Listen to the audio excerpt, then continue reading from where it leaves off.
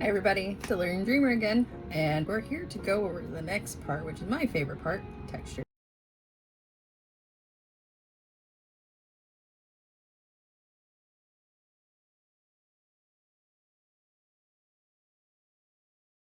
And I'm going over it a little bit differently because textures, there's a little bit more to go over. I wanted to make sure that we had as much guidance around textures as possible. Alphonso Dunn goes over several different types of textures. So we've got hatching, cross hatching, uneven hatching, curved hatching, scribbling, stippling, and flowing lines. We kind of experience versions of those in a simpler form just through our line work practice, so just through doing strokes. Now we're going to use them in different ways, in more functional ways, as we start to move into basically we're getting ready to get into textures with values. So we're getting the gist down of just having one layer worth of texture. And how do you lay down just one layer worth of texture when you're scribbling, when you're stippling, when you're cross hatching? Because these are overlapping lines. So what does that mean, one layer? How do you get an even value across what you're trying to shade in with line work when you are already overlapping certain things? So I will break down how I did the line work based off of how he did the line work. I tried to analyze each texture box that he drew as thoroughly as possible because there's not really step-by-step instructions on how to get that pattern. So you do have to really look at it and assess it and do your best to copy what he did. So yeah, let's get into it. All right, after doing a quick little stretch, we got down to business and we're gonna just bust through hatching. So hatching, it's just 3 rows of small hatches. That's our first set. Get through that real fast, and then we get into our long hatching, which is more of our blade of grass situation. Long line all the way up from the bottom to the top, and then the last little hatching that we have is a series of short and long ones in a zigzag pattern. But what you're doing is you're paying attention to where those lines sort of stop and don't intersect, so you get that zigzag effect without drawing any solid zigzag lines, which I think is pretty cool. Finally, we get into our cross hatching, and cross hatching we start getting into more complicated territory. So our first set of cross hatching is a more consolidated version of it, so you naturally get more of a darker value of cross hatching. I do show it in the variety of different pens so you can see what it looks like in different values. You don't necessarily need to have this sort of cross hatching in the darker pen because it naturally shows it, but I did it anyway because it's part of the process. So here we are. Next set of cross hatching that we get into is a sort of road cross hatching. So you have your short hatching and then you cross it, and 3 rows of that, which I thought was kind of cool. I didn't realize that that was an option. Should have. I could see this being perfect for, a screen or a cast or some sort of fabric material. Do that with our 3 different pens to demonstrate different values. We will get into values with just using one pen and just showing the layers and how you layer them on each other, but we're not there yet. So I'm just using 3 different pens. It also is fun for me to mix it up like this. The last set of cross hatching that we have is going to end up being a set of smaller hatches across the box at like an angle, and then you cross that entire box, or you cross them all as shown on the screen, which I thought was really cool. I don't know, I've never known about anything like that, so that was cool to learn. Very easy to do as well. When you first look at the example though, you're kind of confused as to what's happening, and so it took me a sec to really digest what all I was looking at and how I could convey that and replicate it in a simple way, because that's kind of what I was wanting to be able to do, is find the simplest way to draw these basic strokes slash what I call textures, so it could be replicated through a series of multiple boxes that I'm going to be doing. But sometimes it was not as easy to figure that out. But this one seemed like it was a bunch of little tiny marks that had lines drawn through it. And it was a cool effect. I liked it. So whether or not that was accurate, I don't know, but it gave a cool effect either way. The next set we have is our uneven hatching, which is such a fun little realm to be in. The uneven hatching is you start to get into your more furs, I want to say, your fur strokes. So you've got your short-haired fur. This one was a little bit more of a structured, tinier version. You're not so much paying attention to the straightness of it or whether or not it's perfectly the same weight and size or whatever. You're just sort of making sure it's small and it's uneven. There's not a lot of perfecting it going on, but there is some sort of control involved with it. You're not going for a long-haired creature, right? You're going for your short-haired. So doing that with a thick marker was not the easiest to do.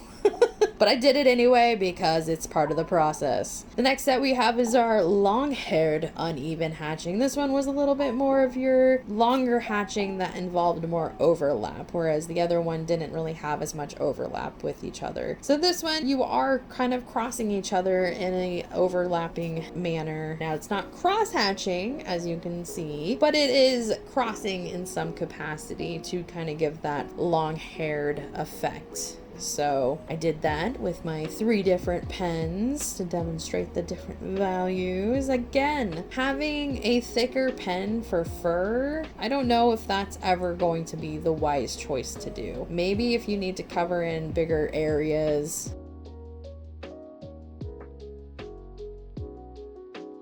The last set of uneven hatching, I didn't even know what to make of this. When you're examining the box, there's no real exact way to replicate it. So it's just a bunch of series of L's and T's and vertical lines and horizontal lines in a small hatching sort of way. It's not fur, you know? I think that's what it is you've got your uneven hatching that enters the realm of doing furs, and then you've got your uneven hatching that enters the realm of just chaos, as if you're doing a design on a Rocco's Modern Life t-shirt or somebody from the 90s wardrobe. That's what it felt like for me.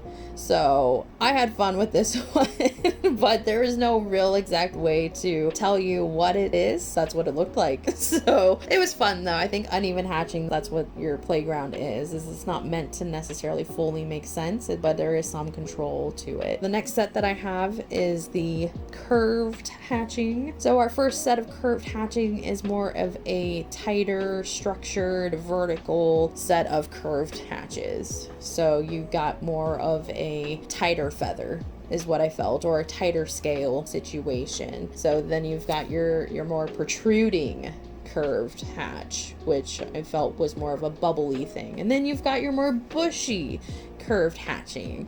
I don't know what happened to the footage of me doing all of that work, but it got lost. So this is the basic rundown of what those were. The last bit is scribbles. Fun fact about Procreate, they don't really show you the time lapse of the full line. That is just the line because I didn't lift up my pen.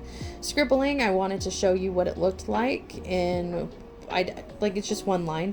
I didn't lift up my pen. It's one value, it's one row, it's one series of things. I tried not to overlap it. So you've got your more round scribble, you've got your more vertical, elongated, figure 8 sort of scribble, and then you've got your more sandwichy horizon scribble. And I really like scribble effects. I think that scribbling is a great way to really unlock your brain to do art. If you're really feeling stuck or you're wanting to draw but you just don't know what to draw, start by scribbling. Scribbling really is a perfect gateway into some automatic drawing and just seeing what kind of comes out. So yeah, I like to start sometimes with scribbling. Scribbling is just fun. You take it not so seriously and you loosen up your muscles for drawing. The next set we have is our stippling, and stippling is my favorite, but boy is it time consuming. Pretty sure this stippling process took much time.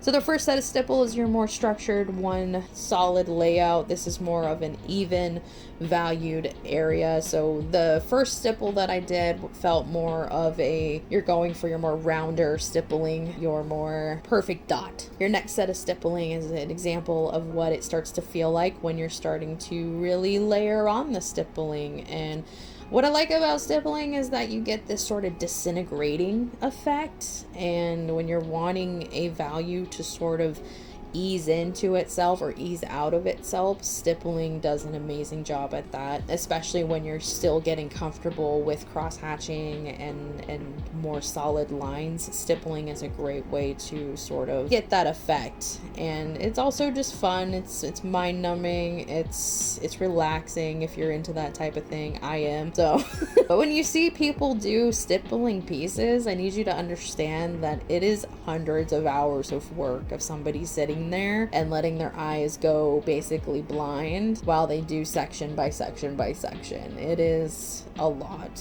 of work. So yeah, definitely show your line work people some love when you see them. Because they do. They put in some time. I mean, every artist puts in some time if they're not doing AI work. Sorry, throwing that out there. Anyway, stippling. This is your more fan stipple. The last stippling is your more chaotic blizzard stipple. This one doesn't care if it's a perfect dot. It doesn't care. It's more of your splatter of a stipple. It's like the dot was there and it was like, bleh. It just exploded. This one is more of your I'm in a hurry and I don't care type of thing, but you're doing it with intention. That's the effect, that's the vibe that you're wanting to have, you know.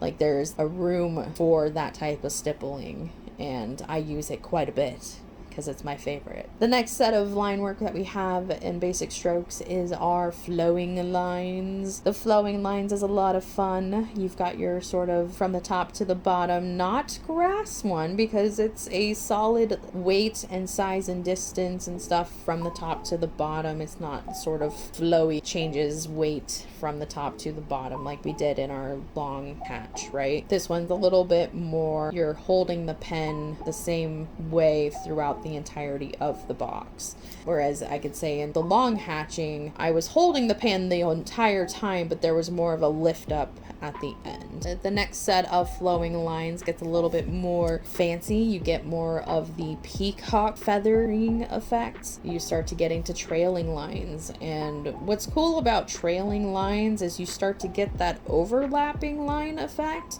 and how it builds upon each other. What's cool about the building of line work is that you build this sort of divot or depth inside of an area without coloring, without taking a black marker and coloring in a section, because it does something different when you're coloring in like a whole section black. There's more of a looseness and more of a flow when you are layering in things that feels more natural. And so I think that's what's really cool about the flowing lines that you get to sort of experience and see, is what it looks like when you layer in that sort of effect versus coloring in a black section. The next set we have is a more 3-compartment one. So you've got your trailing lines but going in different directions as well.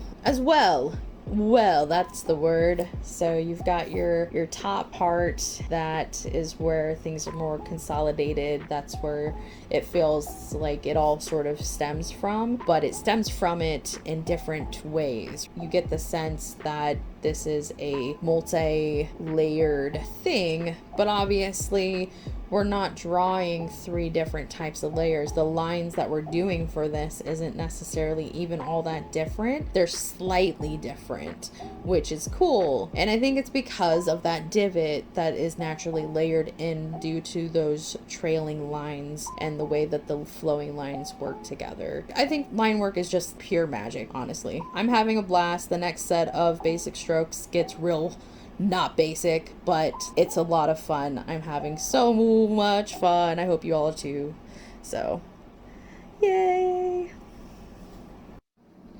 And there we have it. Now, if you're looking for somebody to do line work with or even just draw with, please come join Dreamer Productions. We hang out while I do this and while other people do other things. So feel free to use that link down below in our information and pop on into our Discord server. We'd love to have you.